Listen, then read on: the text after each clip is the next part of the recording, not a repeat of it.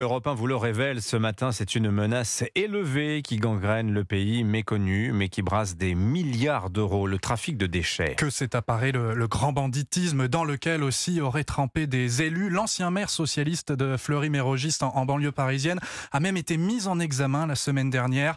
On parle là de tonnes et de tonnes de déchets agricoles et issus du BTP qui sont à la base d'un système de blanchiment d'argent monumental, William Molinier. Les revenus annuels générés par le trafic de déchets avoisinent les 12 milliards d'euros, soit le même montant que le trafic de cannabis au sein de l'Union européenne. Les criminels récupèrent les déchets issus du BTP ou des terres excavées et facturent aux grands groupes de construction le prix coûteux du recyclage. Mais ils déversent illégalement dans des champs agricoles ces milliers de tonnes de terres polluées. Les propriétaires terriens récalcitrants sont menacés, intimidés, parfois même éliminés. Un juteux business et un risque pénal faible. 2 ans de prison, 7 ans si le délit a été commis en bande organisée.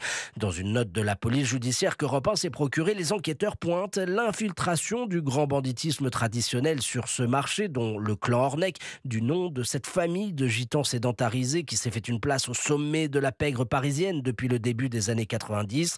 Les chantiers du Grand Paris et des Jeux Olympiques ont multiplié les marchés de déconstruction et haussé, écrivent les analystes, le volume de déchets à retraiter. Les régions impactées sont l'Île-de-France, la Corse et le Sud-Est. L'enquête Europe 1 signée William Molinier.